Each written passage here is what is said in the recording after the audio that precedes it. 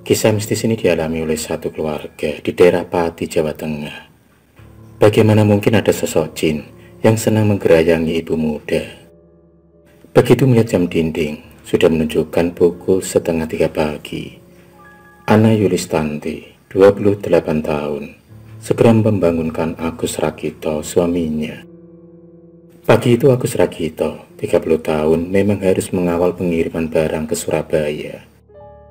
Oleh karena itulah, pagi-pagi betul warga desa Pajeksan, Kecamatan Juwana, Kabupaten Pati ini harus segera menuju ke tempatnya bekerja. Saat Agus keluar rumah, Ana hanya mampu mengantar di depan pintu. Setelah itu, Ana langsung masuk lagi ke dalam rumahnya. Pintu rumah depan kembali dikunci rapat-rapat, karena ketika itu kegelapan masih membungkus bumi.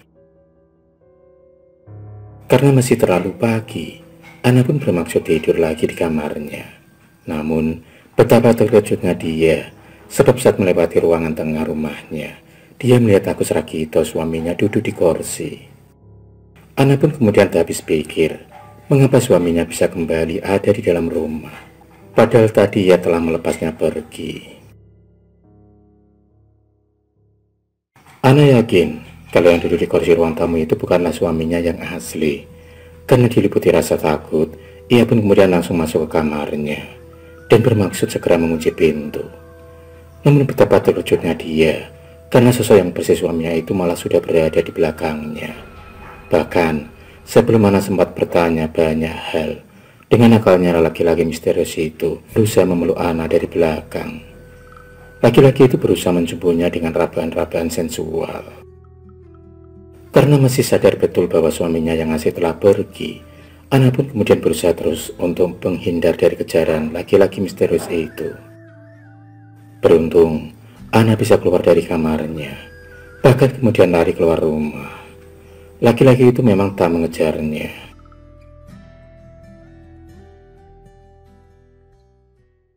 Ana sungguh tak habis pikir dengan kejadian yang dialaminya. Namun, setelah lepas dari kejaran laki-laki itu, ia langsung menuju ke belakang rumah. Ia mengambil peralatan dapur untuk memasak air. Sementara itu suara azan subuh dari musola di depan rumahnya mulai terdengar. Begitu juga ayam jago milik tetangganya mulai berkokok bersaut-saut menyambut pagi. Perasaan Ana menjadi lega karena fajar sudah tiba. Ia berharap sosok Ana yang mirip suaminya itu sungguh-sungguh telah pergi. Pada malam berikutnya, Ana tidak mengalami kejadian apapun. Namun, bukan berarti dia lepas dari intayan makhluk gaib yang nakal yang pernah mengganggunya itu. Buktinya 2 hari berikutnya, Ana kembali mengalami kejadian gaib yang tak kalah mengerikan. Namun kejadian itu justru di saat Agus, suaminya, ada di rumah. Bahkan, saat itu anak dan ibu mertuanya ada di dekatnya. Pada minggu malam itu, kejadian pencabulan yang dilakukan oleh makhluk gaib nakal kembali terjadi di saat Ana tertidur di kamar bersama anak dan suaminya. Makhluk nakal bertampang menakutkan kembali mengganggu Ana. Saat itu ia tengah tertidur pulas di atas kasur di samping suaminya. Tiba-tiba saja seseorang dengan pelukan kasar bermaksud mendekap tubuhnya. Bahkan dari bawah tubuhnya, tangan nakal laki-laki itu meraba dan meremas kedua buah dadanya. Ana sadar dan terjaga, namun anehnya ia tidak memiliki daya untuk melawannya. Hingga beberapa saat itu hanya bisa berpasrah terhadap perlakuan kurang ajar itu. Beruntung sekali Ana, di saat ia berusaha melawan kenakalan makhluk gaib itu, tiba-tiba ia teringat pesan dari salah seorang saudaranya yang berada di Rembang.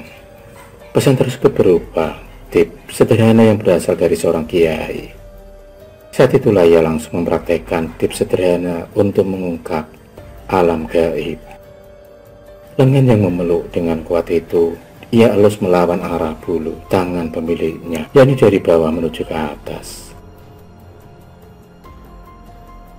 Tapi Ana tidak mempedulikan tangan yang masih aktif menggerayangi seluruh tubuhnya itu. Ia elus dengan perlahan. Akhirnya tips sederhana itu pun manjur.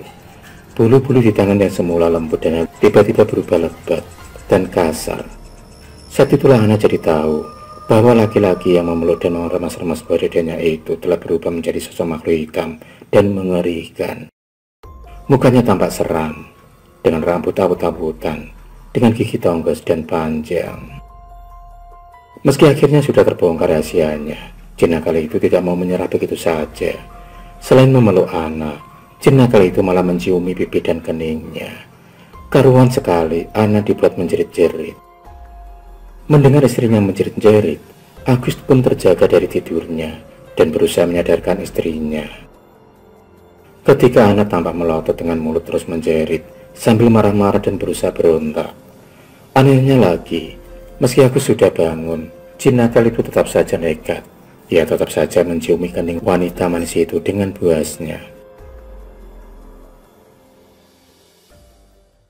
Setelah membaca ayat-ayat suci Al-Quran, Ana pun lepas dari pelukan nakal itu, dan akhirnya makhluk itu pun hilang entah kemana. Agus pun langsung meminumkan air putih kepada istrinya yang sedang kalap itu. Dengan keringat dingin yang masih menetes, Ana pun kemudian menceritakan kejadian yang dialaminya itu. Namun, suaminya meyakinkan kalau dirinya tidak melihat apa-apa.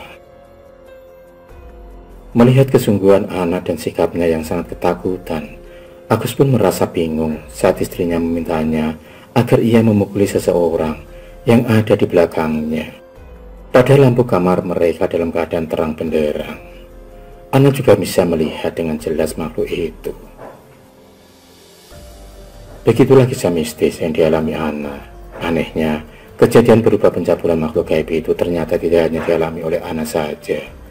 Anaknya yang masih berumur 4,5 tahun, Ardana Thorik Maulana, juga mengalami hal yang sama. Beberapa hari setelah kejadian itu, anak laki-laki itu bercerita kepada orang tuanya kalau ia habis digendong oleh laki-laki besar. Menurut cerita anak satu-satunya pasangan muda tersebut, makhluk gaib tersebut keluar dari lubang pralon dari sumur di bawah lantai. Memang, di rumah pasangan itu ada sebuah sumur yang terletak di dalam rumah, bahkan sebagian ditutup dengan lantai. Mendengar cerita dari anaknya itu, Ana dan suaminya akhirnya tahu kalau sebenarnya makhluk itu adalah penghuni sumur yang ada di dalam rumah mereka. Ana sendiri berkeinginan untuk mencari orang pintar untuk mengusir makhluk gaib yang berada di rumahnya.